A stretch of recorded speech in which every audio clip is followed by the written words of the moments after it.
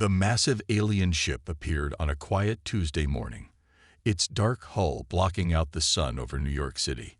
Captain James Walker stood on the deck of the U.S. Freedom, his eyes fixed on the strange vessel that hung in the sky like a metal cloud.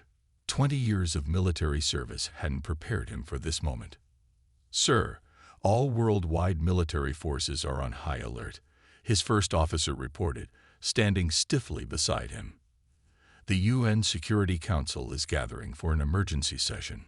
Walker nodded, his weathered face showing no emotion.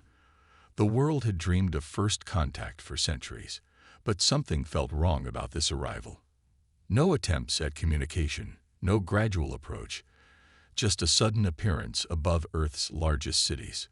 The alien ship's surface rippled, and a beam of light shot down to the United Nations building.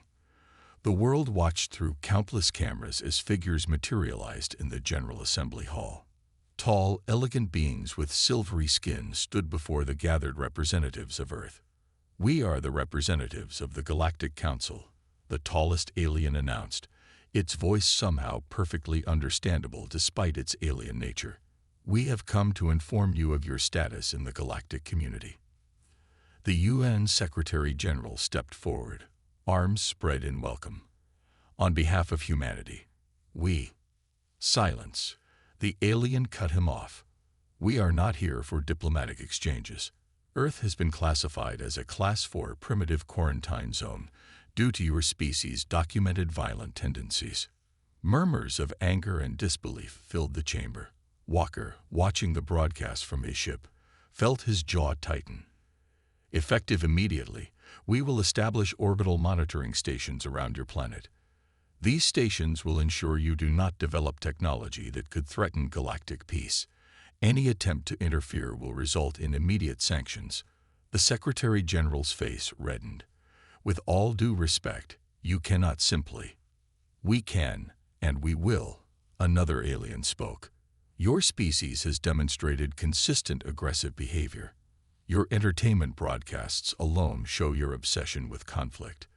The Council has determined that humanity requires supervision." Walker's phone buzzed. A message from military command. "Geost protocol activated. Maintain position. Await FURTHER orders." He allowed himself a small smile. The aliens had no idea what they were walking into. In the UN chamber, the alien delegation continued their speech, listing Earth's crimes, everything from nuclear weapons to violent video games. They showed no interest in human responses or explanations.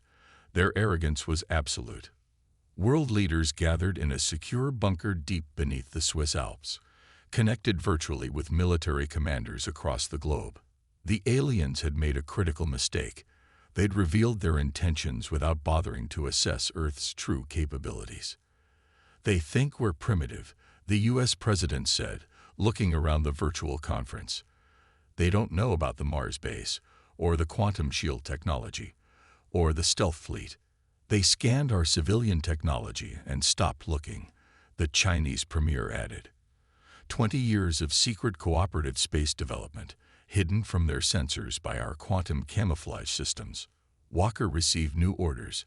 Move the Freedom to backup position Alpha, maintain stealth protocols. His ship, like many others, carried technology the aliens couldn't detect. Humanity's insurance policy against hostile first contact. The alien delegation departed with a final warning. "The monitoring stations will be deployed within 1 Earth week. Any resistance will be met with appropriate force. Be grateful for our mercy in allowing your civilization to continue functioning with only minimal oversight." As the alien ship moved to high orbit, Earth's leaders made their decision. Humanity would not bow to alien oppression. The decades of secret preparation, the hidden technological advances, the carefully concealed military capabilities, everything had led to this moment. Walker looked at the message on his screen. "Operation Fire Sea Freedom is go. All humanities prepare for phase E1." He turned to his crew, seeing the determination in their eyes. "Send to all hidden fleet vessels. Prepare for combat operations. The aliens want to see humanity's violent tendencies. Let's show them why you don't corner a species that survived ice ages, plagues, and its own nuclear weapons. The first battle for Earth's freedom would begin soon, and the Galactic Council was about to learn a harsh lesson about underestimating primitive species. The underground base on Mars hummed with activity. Through reinforced windows, Captain Walker watched as hundreds of sleek warships emerged from their hidden hangars beneath the red soil. Earth's secret fleet, built over 2 decades, was finally revealing itself. Status report, Walker commanded, standing in the control room of Olympus Base. All ships reporting ready, sir, his tactical officer replied. The Council's sensors still haven't detected us. Our quantum shielding is holding perfectly. The aliens had made their first major mistake. They had only scanned Earth's surface. They never thought to look for bases on Mars, or the massive shipyards hidden on the dark side of the moon. Their arrogance had given humanity the element of surprise. Back on Earth, the Galactic Council's representatives were growing frustrated. Their scans showed only primitive satellites and basic space stations, yet somehow their sensors kept experiencing strange glitches around the planet. Impossible, the lead alien scientist muttered, adjusting his scanning equipment for the 10th time. Their technology is barely past fossil fuels. These energy readings must be errors. In the hidden command center beneath the Swiss Alps, Earth's leaders watched the aliens' confusion with grim satisfaction. General Roberts, head of the United Space Command, pointed to a holographic display showing the Council's fleet positions. They've spread themselves thin, he explained. They're positioning their ships to deploy the monitoring stations. Just as we predicted, they're following standard procedure without considering alternatives. The President nodded. And our weapons? The tests are complete, Roberts replied with a smile. Our energy pulse cannons bypassed their shields completely. They never considered that a primitive species could develop quantum-based weapons. Walker received his next orders while inspecting his flagship, the U.S. Freedom, now docked at Olympus Base. The ship represented humanity's greatest achievement, a perfect blend of stealth technology, advanced weapons, and innovations the Council had never imagined. Their shields are based on deflecting known energy types, the ship's chief engineer explained during the final briefing. But our pulse weapons operate on principles they've never encountered. Their fancy shields might as well be tissue paper. The crew of the Freedom, like all of Earth's hidden fleet, had trained for years in secret. They knew their ships inside and out. They had practiced countless battle scenarios. They were ready. Sir, Walker's communications officer called out. The Council ships are beginning their monitoring station deployment. First station being positioned over North America. Walker smiled. Right on schedule. All ships, prepare for Operation Ghost Strike. Remember your training. Remember what we're fighting for. The Council's arrogance had led them to make another critical mistake. They had publicly announced their plans, giving Earth time to prepare. They believed humans would be too frightened to resist, too primitive to fight back. Across the solar system, humanity's hidden strength stirred to life. Stealth ships moved into position, invisible to the Council's sensors. Weapon systems powered up, their energy signatures masked by quantum technology. Crews took their battle stations, ready to defend their home. All ships report ready, Walker's first officer announced. The Council's fleet remains unaware of our presence. Walker looked at the tactical display. The Council had positioned their ships perfectly for fighting a primitive enemy. Their formation had gaps that would have been meaningless against basic rockets, but were fatal weaknesses against Earth's advanced fleet. Send to all ships, Walker ordered. Operation Ghost Strike begins in 30 minutes. For Earth. The message spread through the hidden fleet. On every ship, crews made final preparations. In the Swiss command center, leaders watched and waited. On Mars and the Moon, support teams stood ready. The Council's representatives on Earth were still complaining about sensor glitches when Walker gave the final order. All ships, power up weapons. prepare to decloak on my mark. Humanity's hidden strength was about to be revealed. The Council thought they were dealing with primitives who would bow to intimidation. They were about to learn how wrong they were. The battle for Earth's freedom would begin not with a whimper, but with a roar that would shake the galaxy. "Decloak on my mark," Captain Walker commanded, his voice steady despite the tension. The U.S. Freedom hung invisible in space, positioned perfectly above the Council's first monitoring station construction site. 50 other Earth ships waited nearby, all hidden behind their quantum shields. The Council's workers were almost finished assembling their station. Their guards patrolled lazily, their massive ships moving in predictable patterns. None of them bothered to look for threats. After all, what could primitives do against their advanced technology? 3, 2, 1. Mark. Like ghosts becoming solid, Earth's ships appeared from nowhere. The Council crews barely had time to register surprise before Walker gave his next order. All ships, fire pulse cannons. Target their shield generators. Brilliant blue beams shot out from the Earth vessels. The Council's ships activated their shields, impressive barriers of energy that could stop any known weapon in the galaxy. But Earth's quantum pulse cannons weren't known weapons. They passed through the alien shields like they weren't even there. Direct hits on all targets, Walker's weapons officer reported with fierce pride. Their shield generators are offline. The Council ships scrambled to respond, but their training hadn't prepared them for this. Their weapons fired at Earth's vessels, but the quantum shields absorbed every shot. Their communications filled with panic. Impossible. They're primitives. Where did these ships come from? Our shields aren't working. Call for reinforcements. Walker watched the tactical display with calm focus. Second wave, begin your attack run. Target their engines and weapons. No fatal hits. We're sending a message, not starting a massacre. More Earth ships decloaked behind the Council fleet. The aliens tried to turn and fight, but Earth's vessels were faster, more agile. Years of secret training paid off as human crews executed perfect attack patterns. The monitoring station, still under construction, made an easy target. U.S. Freedom, moving in for primary objective. Walker announced, "All ships, cover us." His ship glided forward, its quantum shields glittering as they deflected desperate shots from the Council vessels. The Freedom's main cannon charged up, humming with power that made the deck vibrate. "Sir," his sensor officer called out, Council reinforcements detected. 3 heavy cruisers dropping out of faster-than-light travel in 2 minutes. Walker nodded. Right on schedule. All ships, prepare for Phase 2. Let's show them what else we can do. The Freedom fired its main cannon. The monitoring station, the Council's symbol of superiority, split apart in a spectacular explosion. At the same moment, Earth ships activated their next surprise. Quantum disruption fields that forced the arriving Council reinforcements out of FTL travel far from their intended destination. Council ships are scattered across the solar system, Tactical reported with satisfaction. Their FTL drives are offline. They won't be joining this fight.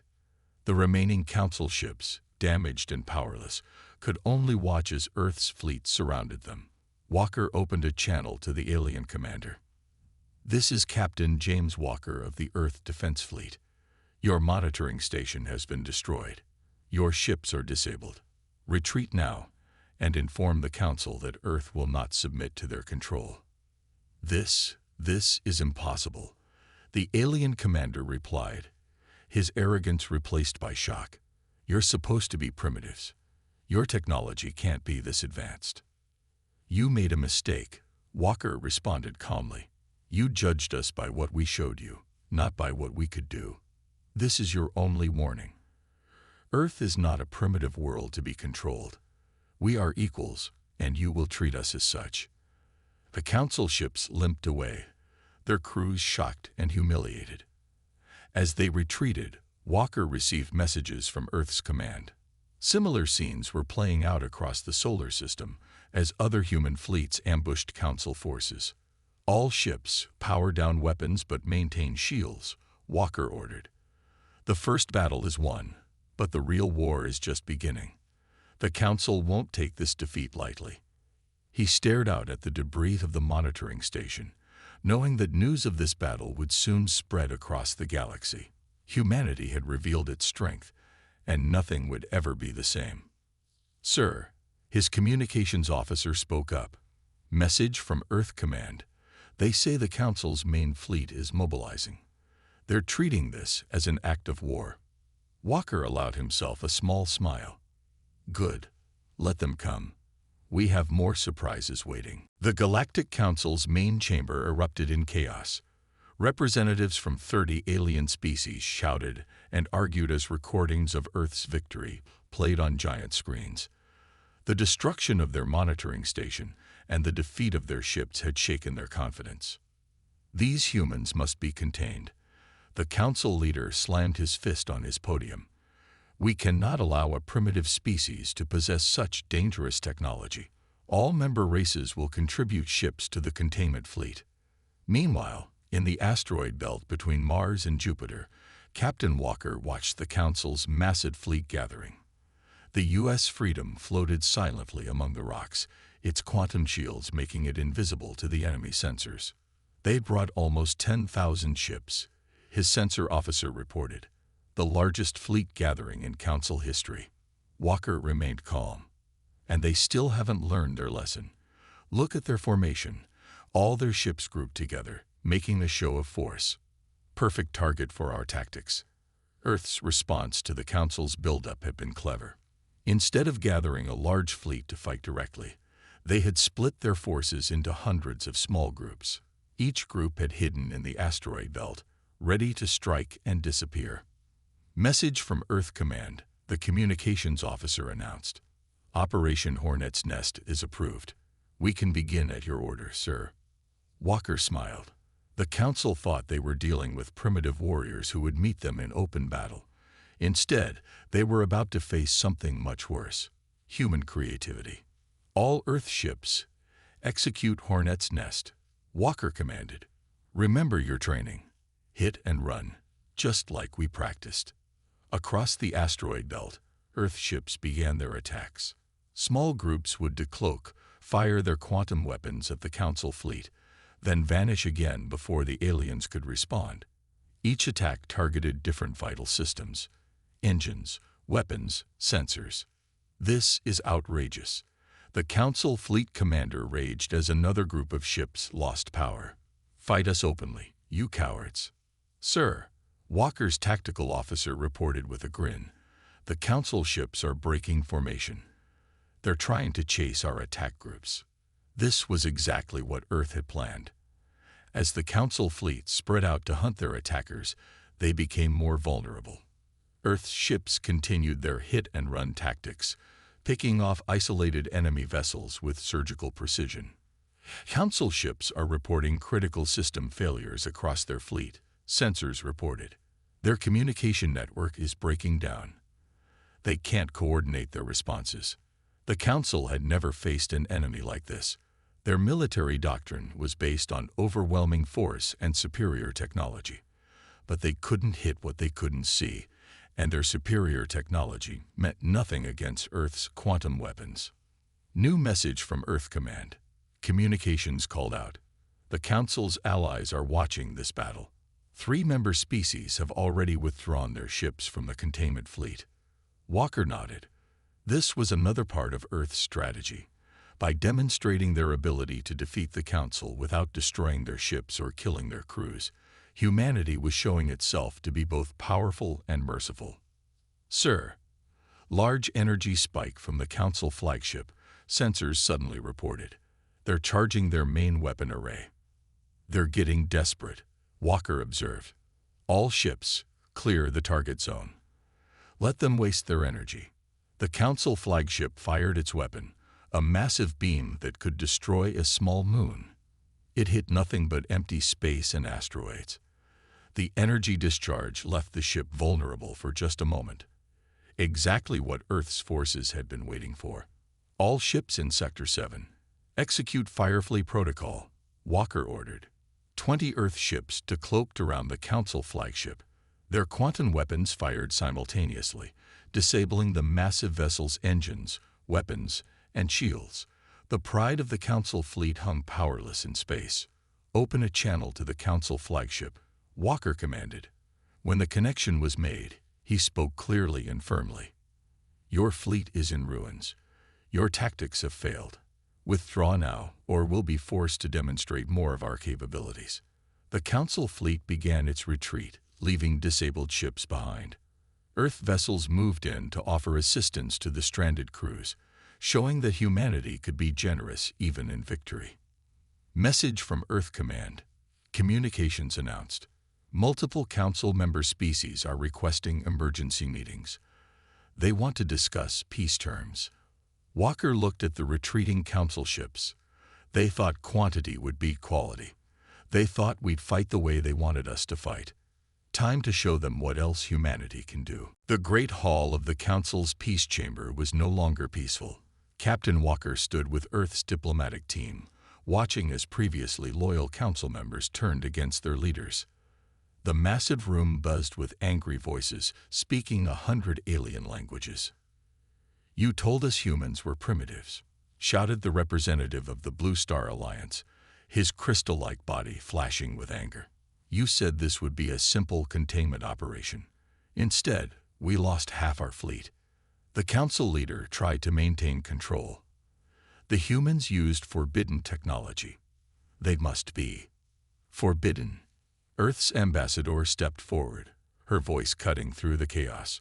"Or just technology you didn't expect us to develop." She gestured, and Walker activated a holographic display in the center of the chamber. The display showed hundreds of worlds, all marked as Council protectorates.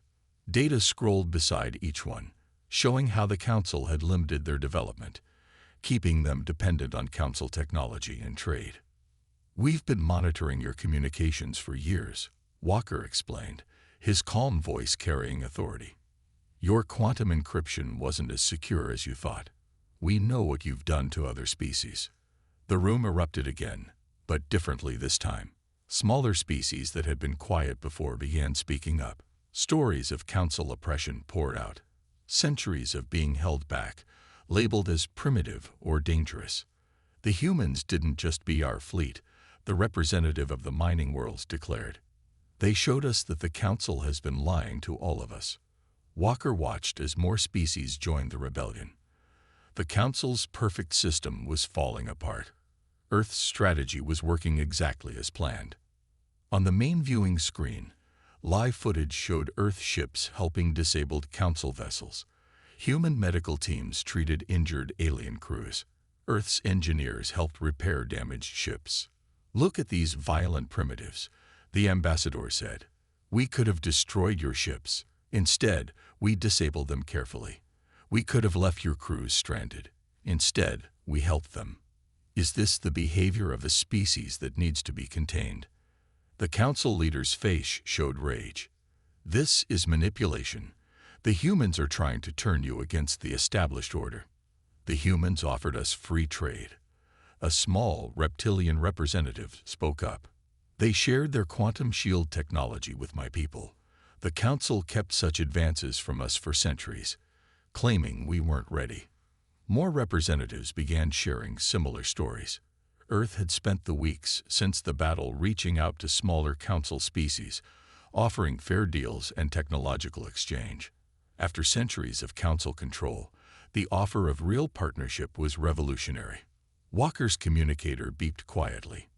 "Sir, our fleet reports the Council's secret enforcement armada is on the move. They're heading toward the worlds that have sided with Earth." He smiled slightly. They had expected this. The Council always used force when politics failed, but Earth was ready. "Ambassador," he said loudly enough for everyone to hear, "perhaps we should show them the feed from Sector 9. The holographic display changed to show a massive space battle. Earth ships, fighting alongside their new allies, were decimating the Council's secret fleet. The quantum shield technology, freely shared with Earth's partners, made the Council's weapons useless. "You see," the ambassador addressed the chamber. "The Council claims to protect peace, but they maintain secret fleets to punish any who oppose them. They claim to guide developing species, but they hold them back to maintain control. The council leaders' authority crumbled as more representatives switched sides. Centuries of careful control were falling apart in hours.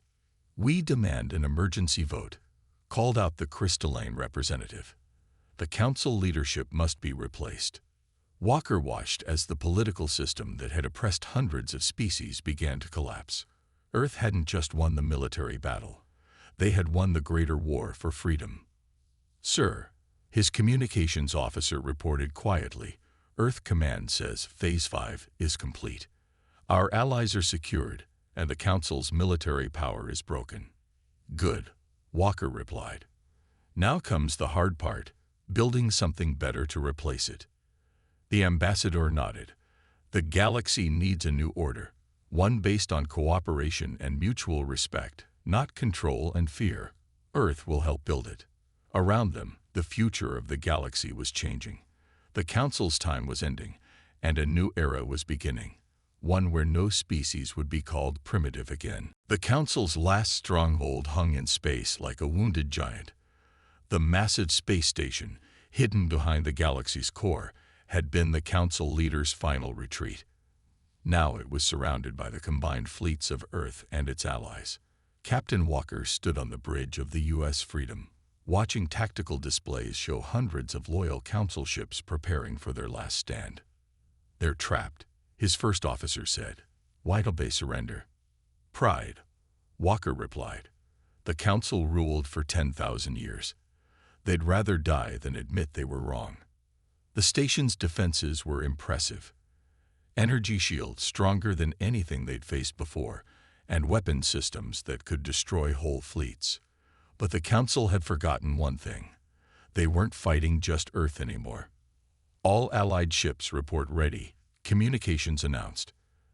"The mining world's drilling ships are in position.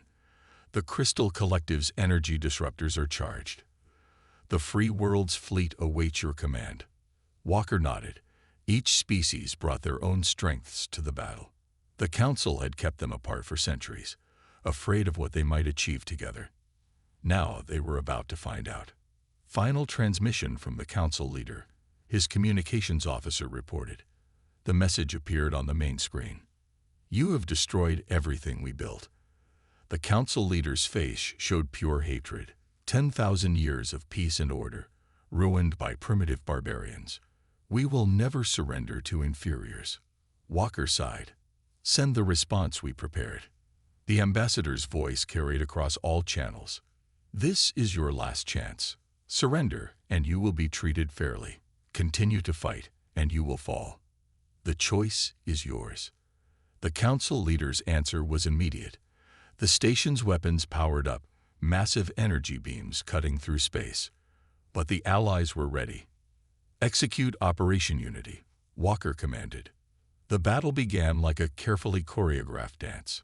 Mining world ships used their drilling beams to create holes in the station's outer shields.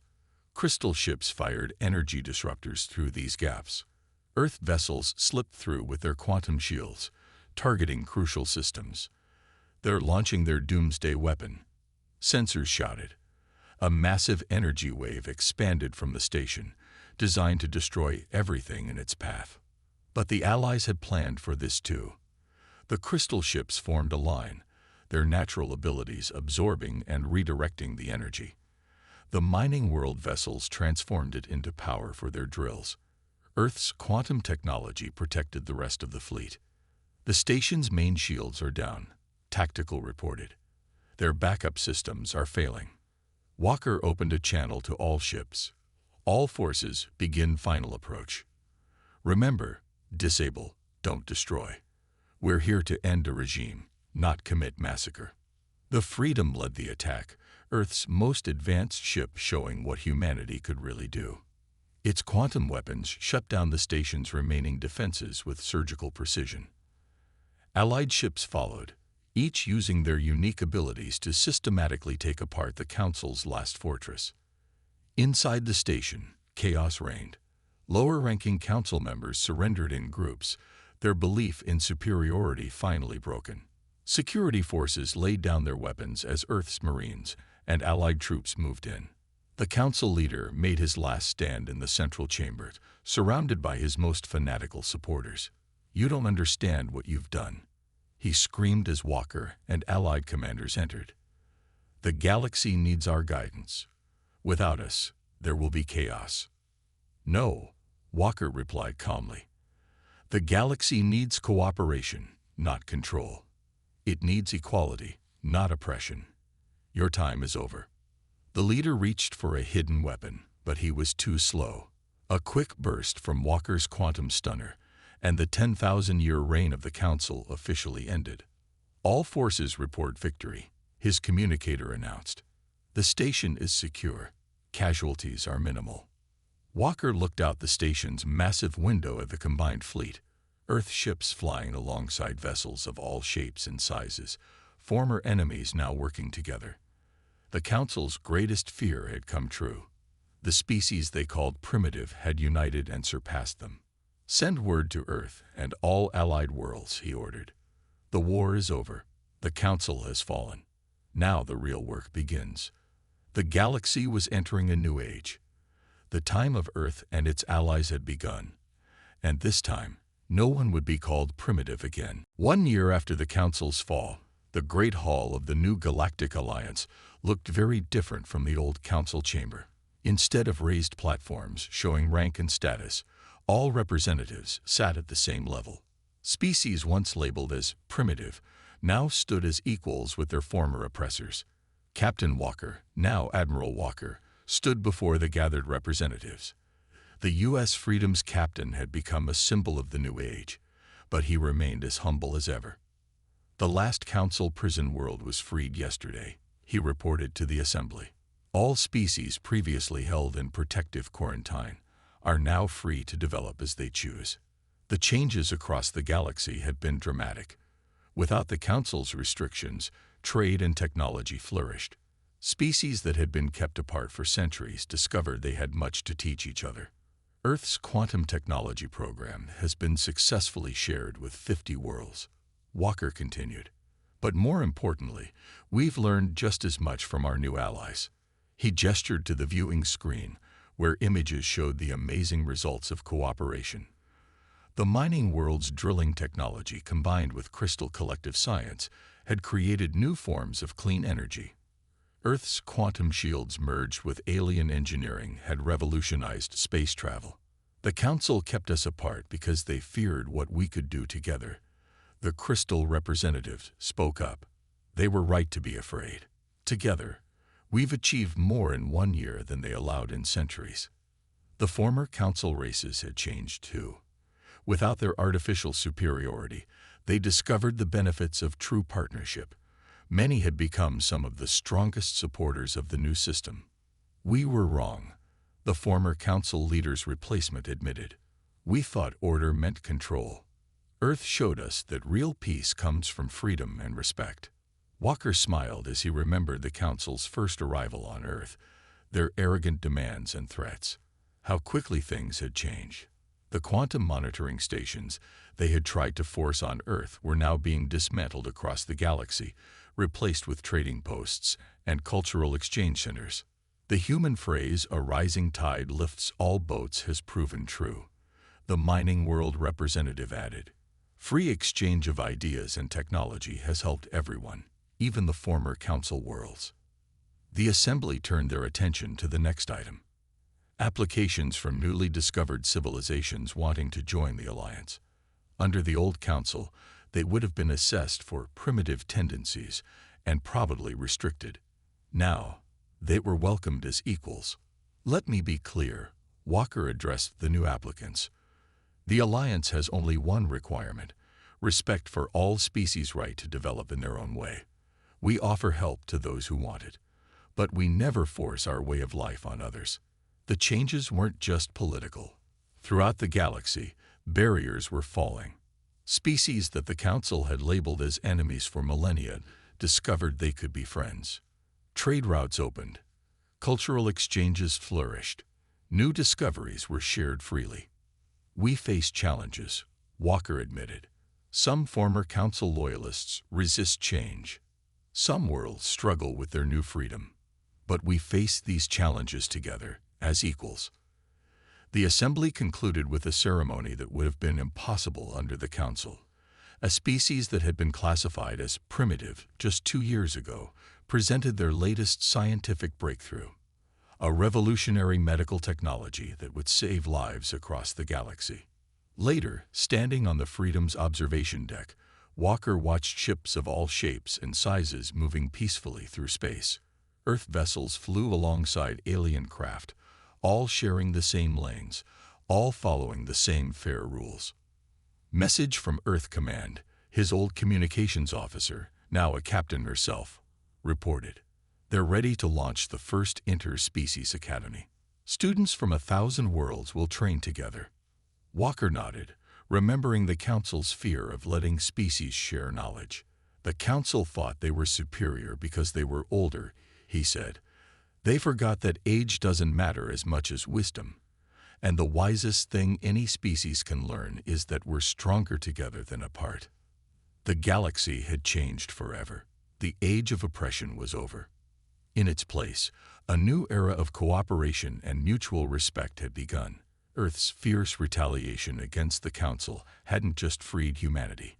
It had liberated thousands of species and created something greater than anyone had imagined. And this was just the beginning.